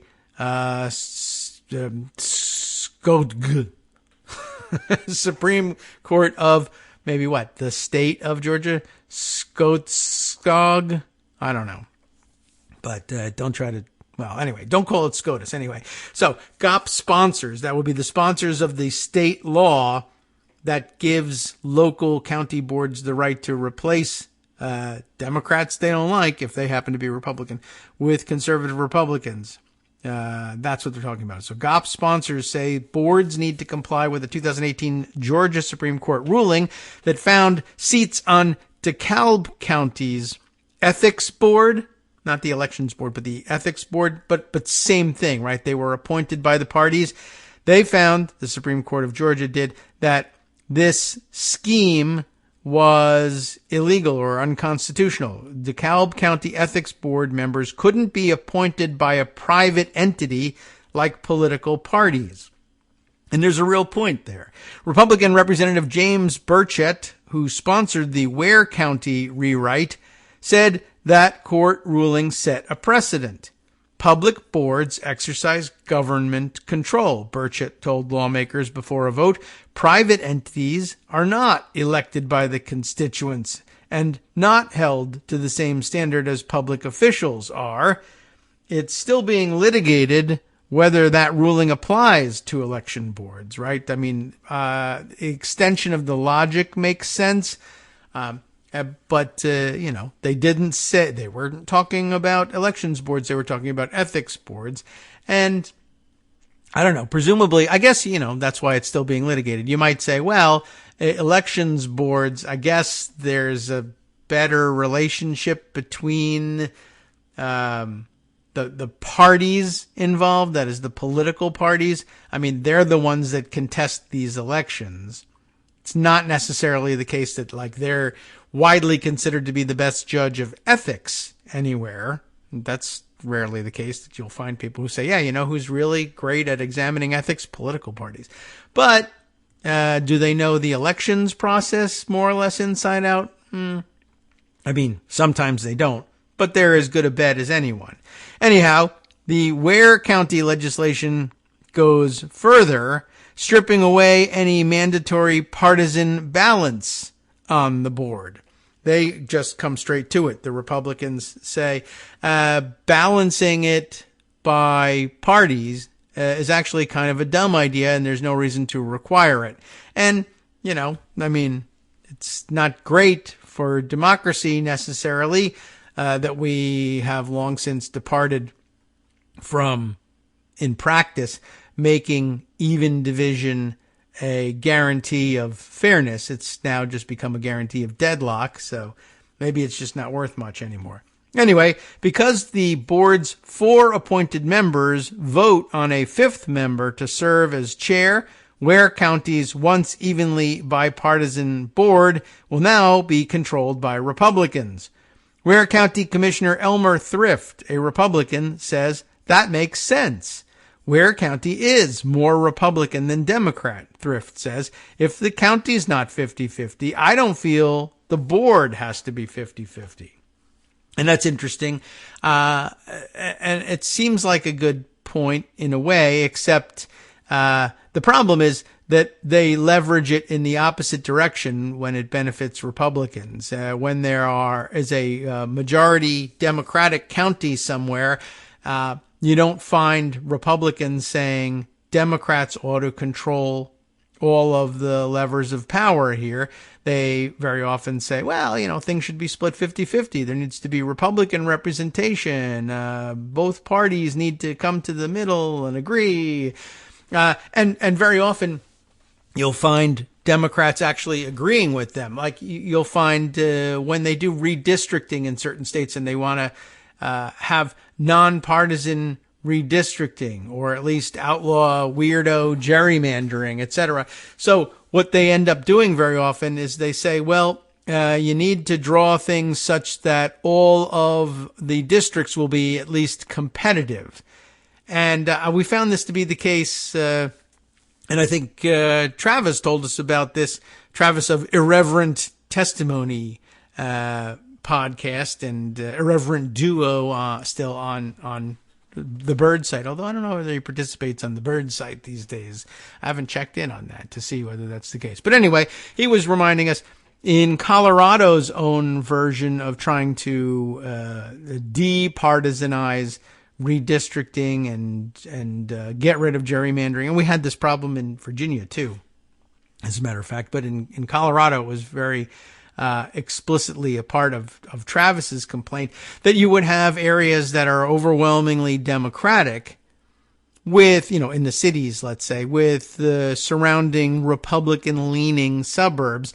And in the mania for making all districts competitive, they carved up a Democratic stronghold in a way with the idea of, well, let's make all of them competitive. It's the area votes 60 to 70% Democratic, but let's carve up the districts such that we make it into, instead of 3 overwhelmingly Democratic districts and 1 toss-up, let's carve it up into 4 toss-ups and coin toss the whole thing. And say, hey, maybe a 70% Democratic area ought to, by luck of the draw, be represented by 3 Republicans and 1 Democrat. Well, no, you probably shouldn't do it that way. But Republicans think that's an awesome idea and can sometimes convince Democrats that it is an awesome idea, while at the same time arguing in other jurisdictions, well, it's 70% Republican here. Shouldn't we basically make a board that's entirely Republican? It's only fair. But you never get those people in the same room because they're in different jurisdictions. You have to look at it from an overall perspective and pick all of these local stories and bring them together in a national context, as we're trying to do right here, to point out the weirdness and unfairness of it all. But okay, here's the example from Ware County. Elsewhere, heavily Democratic counties like Fulton and DeKalb, of course, in Georgia, well, where Democrats are in charge, guess what their approach to this whole thing is? Their approach is, well, they still require 2 Republican appointees be on their boards. They still evenly split their elections boards in Fulton and DeKalb. Whereas, according to Elmer Thrift's logic, they would have every right and every reason to throw all the Republicans off of their board. Fulton County, for example, also gives the county commission, as Ware County does, the responsibility to make the final appointments. Oh, I see. Ware County didn't do that, but Fulton County gives the county commission the responsibility of making the final appointments, but the commissioners have to rely on the nominations of the top 2 parties. If they don't like the nominations that they're handed, they have to go back to the parties and ask for more names. The commission can't toss the party's suggestions out and go their own way, as Ware County is now allowed to do. Taylor says she was given, this is the woman who was thrown off the board, of course. Taylor says she was given no notice that the commissioners were going to remove her from the election board at the May 8th county commission meeting. That could violate the county commission rules about open agendas, etc., but I don't know. I believe that this whole thing is another way of the GOP taking control of the elections so that they can turn Georgia red again, she says. Now, off the board, Taylor says she still plans to show up at the meetings and keep educating her neighbors about voting. And I'm glad that she'll continue to do that. But anyway, I just thought that was another interesting entry in this ongoing saga. As I mentioned, and as the article mentioned, it's happened before in other counties. And where Democrats have the opportunity to turn the tables, they simply don't. It's just kind of odd, a little blue slippy, I suppose, in all of that. And I don't know, maybe it will be regarded differently in the wake of the expulsions in Tennessee. It certainly ought to be. All right, let's see. Other stories that I have to share with you. Back in pocket. Let's double back and take a look around. Speaking as we had earlier of the Durham investigation, perhaps one more view of this and what went wrong with the whole thing and what's continuing to go wrong with it. Paul Waldman, who we've already cited in conjunction with what the hell were we talking about? He had written together with Greg Sargent on this, but now on his own, writing this piece in the Washington Post. The Durham investigation was a flop, but it's a propaganda triumph. there's at least that, I guess, in it and for Republicans. So they're taking full advantage of it and pretending, the propaganda is pretending that it's a substantive triumph as well. Special counsel John Durham had everything he needed: the time, the money, the resources, and a clear, if not quite stated, charge from then Attorney General William P. Barr. Go after the investigation into Russia's attempts to manipulate the 2016 election. Turn over every rock. Make the whole thing look like the hoax Donald Trump said it was. Durham has released his report, and not only is it a dud, but in many ways it's also the direct opposite of the investigation by the other special counsel in this case, Robert Mueller. Mueller amassed a mountain of evidence making clear the shocking sweep of Russia's campaign to put Trump in the White House. He also showed how eager Trump, his family, and his aides were to receive Vladimir Putin's help, yet Mueller bent over backwards to avoid saying that Trump was guilty of a crime or that the whole affair met the legal definitions of a criminal conspiracy. In contrast, Durham assembled a molehill, which Trump and his supporters are desperately trying to claim as a mountain. Beginning in 2019, Durham spent years and millions of dollars investigating Crossfire Hurricane, the FBI's investigation of the Russian interference effort, while his 300-page report excoriated the FBI. Just about all the facts he discusses were detailed more than 3 years ago in an Inspector General's report that we had already paid for. And no need to do this again, which also revealed serious problems with the way the Bureau handled FISA warrant requests, among other things. But if you look at the way conservatives are spinning the report by Durham, you'd think he claimed that the FBI never should have investigated Russia's efforts in the first place. And that's bonkers. And, of course, he didn't actually even claim that. He just claimed that they should have done a preliminary investigation first. And then, if they had proceeded to a full investigation, presumably he would have had no complaint. But actually, the truth is he would have found a way to complain about that, too. Yes, the FBI could be second-guessed for some of its decisions, and it got sloppy at times, says Barbara McQuaid, also cited in Greg's discussion of it. She, the University of Michigan law professor and former U.S. attorney. But given the suggestion that a hostile foreign power was trying to manipulate a presidential election, it would have been a dereliction of duty not to investigate. Durham himself acknowledges this, writing that the investigation could have been opened more appropriately as an assessment or preliminary investigation rather than a full investigation. It's a relatively minor quibble, McQuaid told Paul Waldman, and FBI agents disagree all the time about which sort of inquiry to use and when, but what matters is that when conservatives claim Durham concluded that there should never have been any investigation at all, they're not telling the truth. And because they're trying so hard to memory hole everything that was revealed about what Russia and the Trump campaign did, it's worth running through a few highlights. There we are. During the campaign, Trump, members of his family, and campaign aides had dozens of contacts with Russian nationals and officials. His campaign chairman, Paul Manafort, and Manafort's deputy, Rick Gates, who both worked for pro-Russian oligarchs and politicians in Ukraine, passed confidential internal polling data to a Russian intelligence operative. Russia hacked the DNC servers, of course, then passed embarrassing information to WikiLeaks so it could release the information publicly at moments advantageous to Trump. WikiLeaks was in communication about the information with Trump advisor Roger Stone, whom Trump later pardoned for lying to Congress about the scandal, witness tampering, and obstruction. Russia also mounted a comprehensive trolling campaign through social media to boost Trump's presidential bid, plus the infamous Trump Tower meeting with Russian nationals. Trump successfully convinced people that all of that and more could be reduced to the question of whether he, quote, colluded with the Kremlin, a word with no fixed meaning. Mueller unwittingly helped in this effort by contending in his report that he was prevented by Justice Department policies from saying Trump committed crimes, even though he offered copious evidence that Trump did, especially in his efforts to obstruct the investigation. Mueller practically stood on his head to avoid besmirching Donald Trump out of an exercise of caution, McQuaid told me. I don't see Durham doing the same thing here. In fact, Durham did just the opposite. His report ignores that it would have been insane for the FBI not to investigate what turned out to be perhaps the most dangerous effort ever of a hostile foreign power attempting to manipulate American politics. You'll search his report in vain for any mention of, for instance, the fact that the Trump campaign's chairman passed information to a Russian intelligence operative. Nearly every mention of Manafort is about his relationship with former Trump campaign advisor Carter Page, who turned out to be an inconsequential figure in the scandal, yet takes up much of the space in Durham's report because of the FBI's shoddy means of obtaining FISA warrants to surveil him. In the end, Durham's investigation achieved little to nothing of consequence.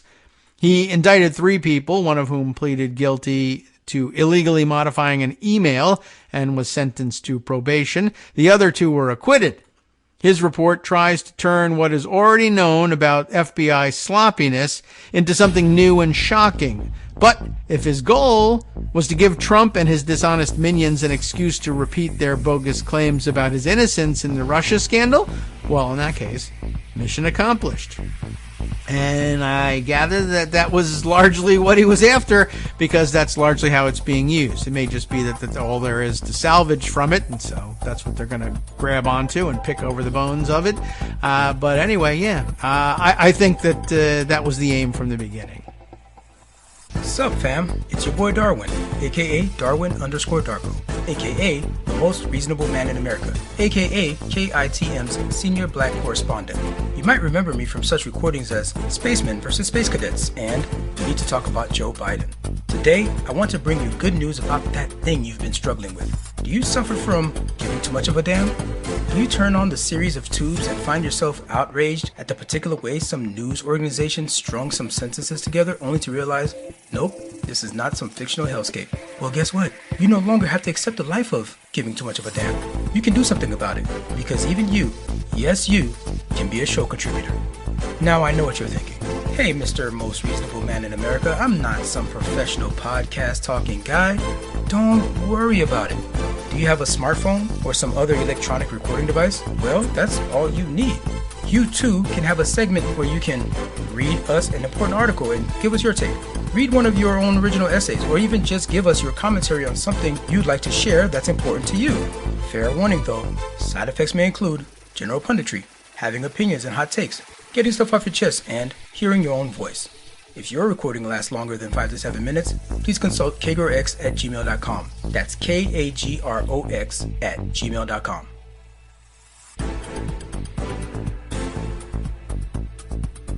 All right, welcome back now to the Kagro in the Morning Show here on Netroots Radio.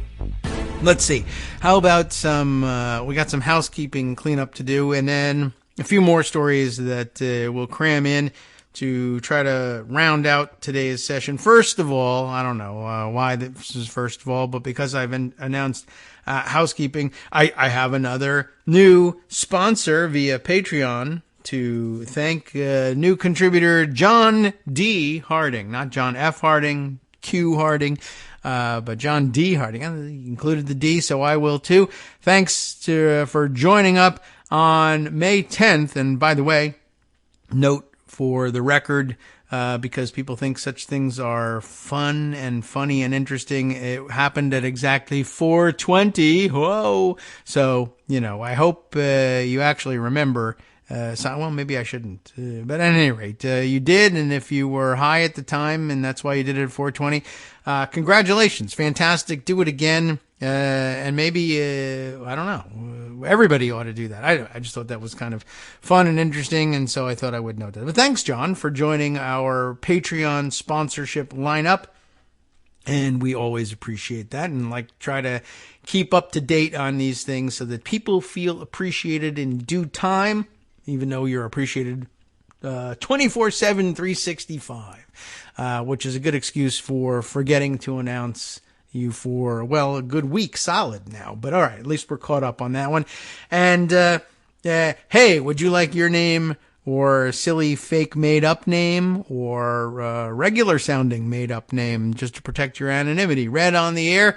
Well, one great way to do it is, of course, to go to patreon.com. And if you want to get straight to the point, patreon.com/KagroX. And that brings you right to our fun and exciting donations page. And I don't know, I have to take a look at how the thing is built these days.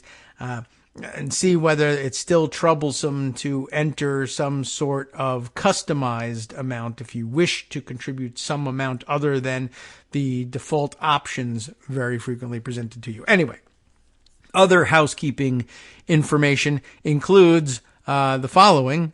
John Shiflett providing us with what would have been, or was, he provided it on time. I just didn't read it on time. Good show opening material, but it's as good as an opening for our last segment as for any. Just letting us know one of those. What else happened today in political history around the world, not just including the United States, for today. So June 17th is, I don't know what, but May 17th, we'll get to it eventually, but May 17th, which is now, is, how about this? National Day or Constitution Day in Norway. And we have some occasional listeners in Norway, and we have great love for our friends in Norway and in Sweden too, because they come into this picture in just a second. I'll get around to it. John tells us that from the visitnorway.com web page, we find out that the Norwegian Constitution was passed unanimously by the, okay, ready for this one? Let's call it Eidsvoll Assembly. It might be Eidsvoll, but they may say Id. Perhaps Eidsvoll. Eidsvoll Assembly. Congratulations to the Eidsvoll Assembly. They're all dead now because that happened on May 16th, 1814. And of course, it's National Day because it was signed the next day. But if you were just interested in celebrating a unanimity of the assembly, you would have done that yesterday. Students and others soon began celebrating the milestone. Students will celebrate just about anything, so I wouldn't put too much stock in that one. But again, the students themselves are all dead now too. Anyway, however, since Norway was Norveg, did they say? Right? I don't know. I forget my Norwegian. I never knew any. Since Norway was in a union with Sweden at the time, and I just saw a movie about the Swedish-Norway personal union and back in the days of the monarchy. They still have a monarchy, but back in the days of the powerful monarchy. Was I watching? I can't remember. But I remember nothing about the characters' names now. But it was a very exciting film, if a little distant feeling. Anyway, doesn't matter. Norway was in personal union with Sweden at the time under King Karl Johan. And King Karl Johan, I guess, in the Nordic tradition, or what has become the Nordic tradition, very sensitive. This was post-Viking days when they were not sensitive.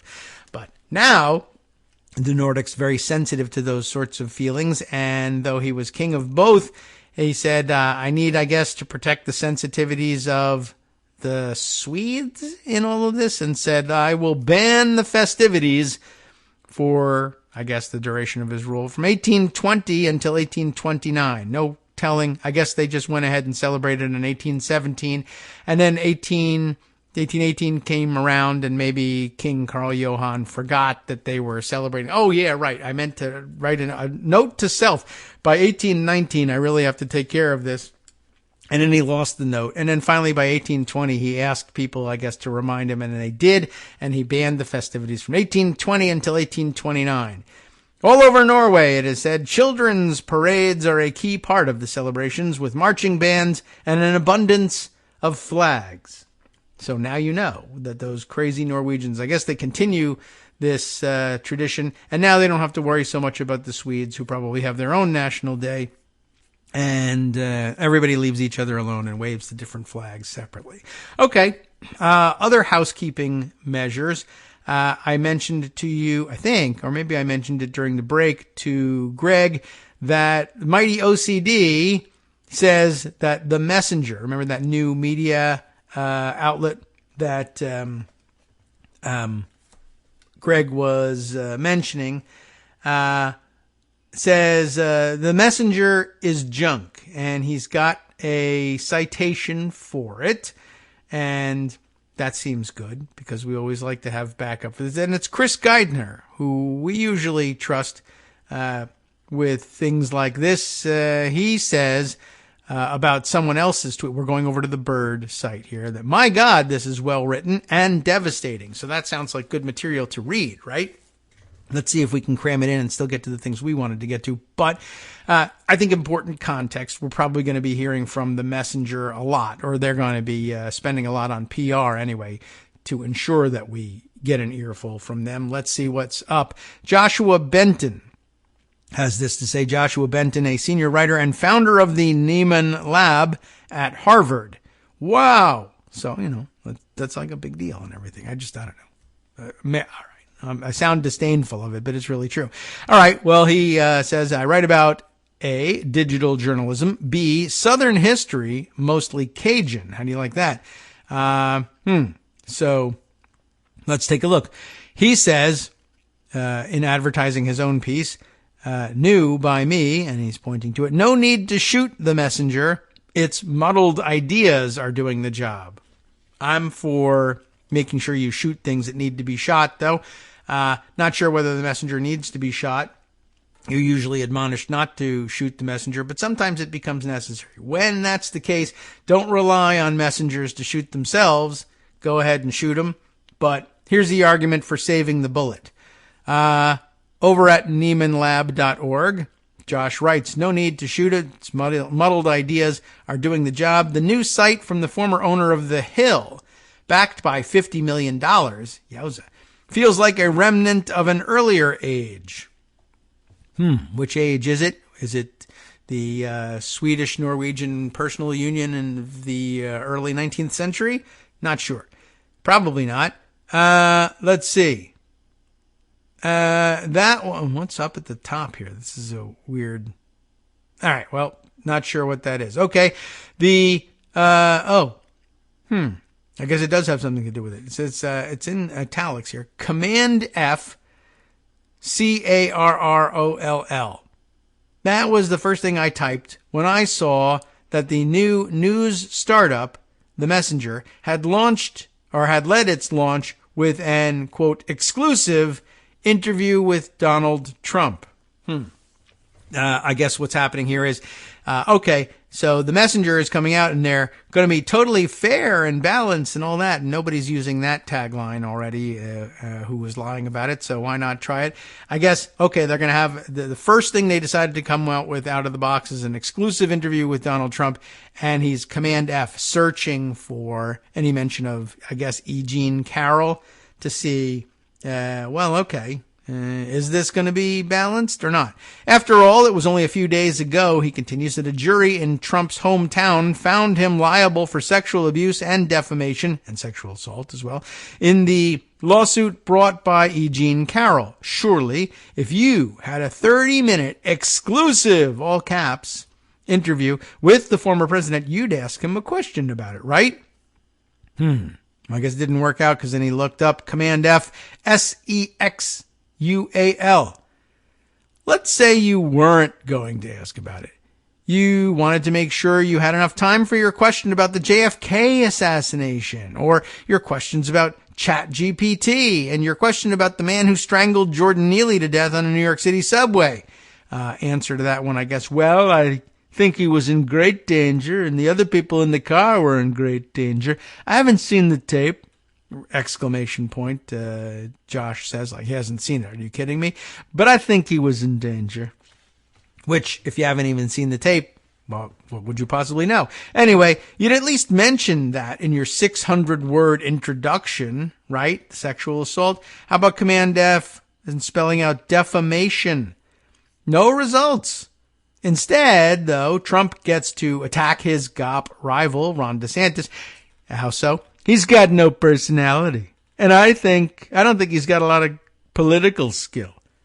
And on the topic of the 2020 election, you did include that, of course, which Trump has lied repeatedly about winning, of course, reporter Mark Caputo muses aloud, I need to find a way to discuss the 2020 elections without sounding like I'm debating it. I don't want to make too much out of one interview, but the Messenger has built its brand to the degree that such a thing exists on providing, quote, balanced journalism in an era of bias, subjectivity, and misinformation, and objective, nonpartisan, and timely coverage. fair and balanced, you might say. Those are the lead words of their mission statements, or their different phrases of their mission statement. Anyway, its marketing doesn't just argue for its own objectivity. It derides everyone else for lacking it.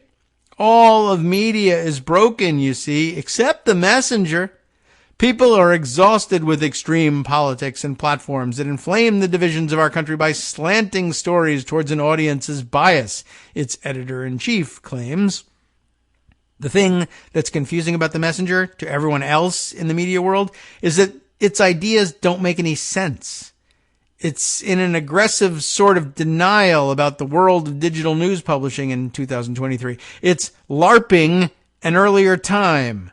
The messenger thinks it will reach 100 million monthly uniques on the back of bland aggregation. That's only slightly smaller than the New York Times' audience, by the way, for comparison's sake. It thinks it can support a 550-person newsroom on programmatic advertising. Ooh, my son, college boy, can help with that, but probably shouldn't. The messenger thinks the right pitch for a site funded by Republican megadonors and run by the guy who brought the world John Solomon is, we're the unbiased ones. So in that sense, very similar to Fox. And so supporting a 550-person newsroom on programmatic advertising just means, that it'll be free, no subscriptions, or at least won't be sustaining subscriptions, and they're just going to serve you up ads, and that's going to pay all the costs. I don't know about that. But the confusing part is that at a time when money has tightened in both media and tech, this jumble, oh dear, I appear to have jumped away from what I wanted. This jumble of seemingly bad ideas has raised $50 million. All right, that's our usual theme. Why do I get out of bed and do anything, provide this show or anything else for that matter, when other people can just say, I got an idea. How about I'll just do awesome stuff and you give me millions of dollars, and then people get 50 million? Like, why do I bother? I don't know. Maybe I should be scamming people instead, like this. Fox News at least makes a lot of money. Will the messenger? Well, someone thinks so anyway. We just don't know who. Perhaps the most striking thing about the messenger's first day was the sheer volume of content. By my count, it published 203 different stories on Monday, some as short as a single sentence. I don't know if that should even count as publishing a story. The New York Times, with its newsroom of more than 1,800 people, published 141. But most of these Times stories were, stories with reporting and interviews and such. Most of the messengers are of the quick aggregation variety, with individual staffers publishing 10 or more in the 8-hour shift. Their 8-hour shifts anyway. Now, there is nothing wrong with smart aggregation, but you don't need $50 million to do it. And you'd better do it in some way that stands out. During a 1-hour stretch Monday morning, the messenger published 27 stories, a new one every 133 seconds. Over the same time span, the Times published 9. But it's a mishmash. And here's the headlines, I guess. Florida man has been living underwater since March, breaks world record. Scientists puzzled over mysterious rumbles in Denmark. Al Roker shares health update while recovering from, quote, complicated knee surgery. Woman killed after jumping from moving car during fight with boyfriend. Home Depot, Target, and Walmart's earnings this week will say a lot about the U.S. economy. You get the idea. There's an awful lot of them here. Not exactly, top of mind for most political readers. The content mix, and sometimes just the content itself, is very British tabloid. Mail Online with a M-A-I-L, not M-A-L-E. That's a different site. Watch out for that one if you're looking for news. I don't know. You might get some. Mail Online with a much smaller photo budget is how it was described. The classic combo of celebs, more than 1/5 of all stories, and the barbarians are at civilization's gates, and so you should be afraid. My colleague Laura Hazard Owen, armed with a spreadsheet, looked through more than 800 messenger stories to calculate the most common words in its headlines. The top 20 give you a good idea of what the messenger is about. Ready? Trump. Number 2 is dead, deadly, dies, or death. Number 3 is Biden. And then number 4, a tie between killed, killing, killer, and migrant, migration, immigration. At number 6, shooter, shooting, shot. Then Texas. Then a tie between arrest, arrested, and Florida. Border, attack, attacks, attacked, attacker. DeSantis, missing, murder, murder, murdered, murderer, teen, preteen, teenager, banned, banning, police, Elon Musk, cop and cops, kidnapper, kidnapped, kidnaps, and kidnapping. That's the top 20 in the word cloud across the board. I'll throw out one other. News, Knewz. I don't even remember that, but that's apparently the Murdoch's ill-fated aggregation play from a few years back. It, too, promoted itself as a solution to today's media problems, using the tagline / mission statement. We live in a world of vexatious verticals, of crass clickbait, of polarized perspectives and fallacious fact-free feeds. A wide spectrum of news and views without bent or bias. That's how they tried to sell themselves. And it, too, ended up being a way to shove right-wing messaging through an unbiased, unfiltered, untainted grinder. But the man behind the messenger isn't a Murdoch, it's Jimmy Finkelstein. Everyone knows Jimmy Finkelstein, the 74-year-old heir to an East Coast media empire. His father, Jerry, owned the New York Law Journal and later started The Hill, which gave the family influence in New York and Washington. When Jimmy inherited The Hill from his father, he pushed it to the right. He's one of Rudy Giuliani's closest friends and has run in Donald Trump's circles for decades, boasting that he's a close friend of the former president's. Perhaps his most noteworthy contribution to The Hill was hiring John Solomon, a man who had already left quite a trail across D.C. media, and having him answer directly to Finkelstein. Solomon, of course, used his new perch to write less than well-supported pro-Trump articles about Ukraine that ended up being central to Trump's first impeachment trial.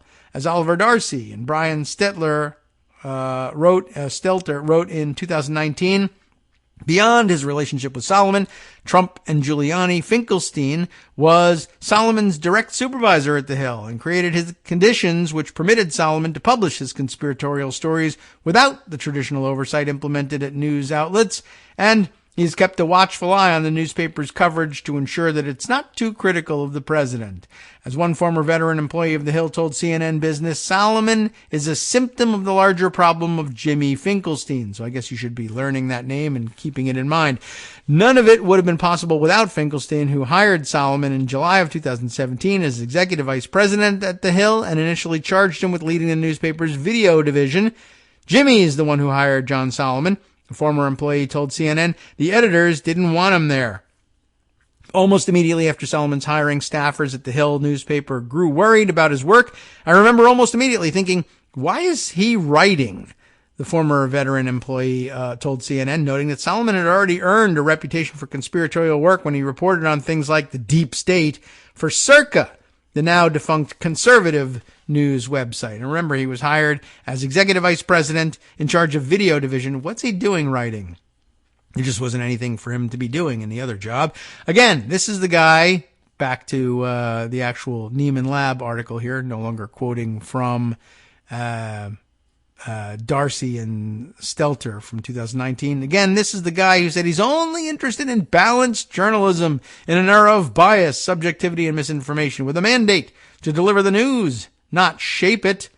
The Messenger says it has, quote, clear guidelines on how we maintain our day-to-day delivery of balance and objectivity and guard against inaccuracies and misinformation. I asked for a copy of those guidelines along with a few other questions on Monday, and I haven't heard back. One way to figure out what a news site is all about is looking at its opinion pieces. News, to a great extent, happens, and any editor can do only so much to control it, but opinion pieces are largely a reflection of whatever a publication wants them to be. Yesterday afternoon, I looked at the 10 opinion pieces the Messenger was promoting on the homepage. First thing I noticed, all 10 were by men. Indeed, Messenger bylines looked to be overwhelmingly male. On the homepage yesterday afternoon, there were a total of 49, 32 by men, 17 by women, but of those 17 women's bylines, 14 of them were attached to entertainment stories. but on everything but entertainment, which is to say news, politics, business, and opinion, the byline score was a blowout. Men 32, women 3. This is a company that felt totally comfortable making this photo their debut in the world. And what was it? I don't know. Let's go see. It's a photo of the Messenger's startup team, and it's 3 white guys. So, okay. All right, that's the photo. What sorts of opinions do these 10 men have? We have 3 academics writing about extraterrestrial life, women's sports, and Russia. Then we have a former FBI official known for giving an, quote, exclusive interview to the Epic Times, of all places, to call the Mar-a-Lago raid an attempt by one political party that temporarily controls the DOJ to eliminate an adversary from the other party. We have a former longtime aide to Senator Chuck Grassley. We have an 86-year-old black conservative, Robert L. Woodson, on the evils of reparations, which of course haven't happened. We have a former AEI and Heritage Fellow and former Assistant Secretary of Defense under Reagan arguing the U.S. was foolish to end the Vietnam War. We have Fox News senior political analyst Juan Williams asking Michelle Obama for president. And we have Fox News contributor Joe Concha, author of Come On, Man, the truth about Joe Biden's terrible, horrible, no good, very bad presidency. That's the title of the book. I checked again this morning, assuming the Messenger would have found at least one female opinion it considered worthy, but no.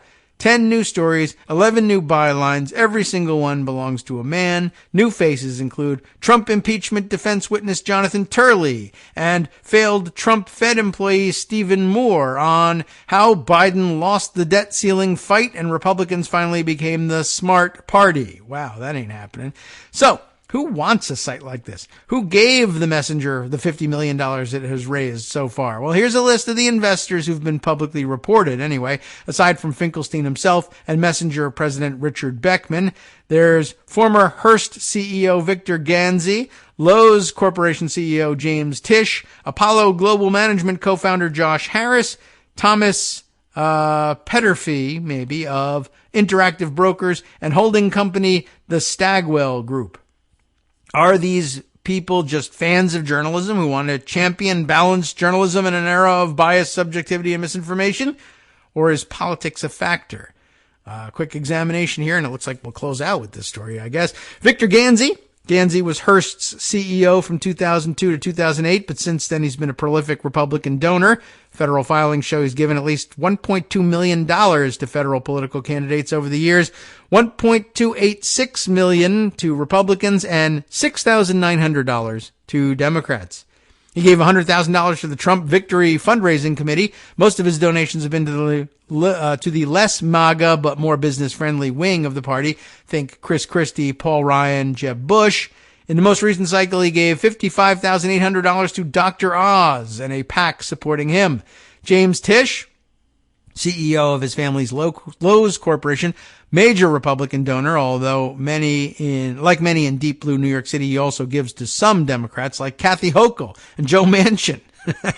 He describes himself as a Democrat, or has in the past, but his sweet spot seems to be relatively moderate, business-friendly Republicans. He supported the presidential campaigns of George W. Bush, John McCain, Rudy Giuliani, and Mitt Romney. In 2012, he said, the United States economy would be better off with President Obama being a one-term president, and that Obama made business feel unloved and reluctant to put money to work. Not an Obama fan, I guess. In the 2016 cycle, he gave to Marco Rubio and Jeb Bush, but neither Trump nor Hillary Clinton. Tisch sits on the National Council of the Conservative American Enterprise Institute. The Tisch family is worth about $6 billion. Josh Harris. Harris had a big week, he says. On Thursday, his New Jersey Devils were eliminated from the NHL playoffs. Boo. On Friday, the owners of the NFL's Washington Commanders agreed to sell the team to a Harris-led group for just over $6 billion. That's the net worth of the Tisch family. Yay! On Saturday, his Crystal Palace FC beat Bournemouth 2-0 in the English Premier League. Yay. But then on Sunday, his Philadelphia 76ers lost a disappointing Game 7 to the Boston Celtics.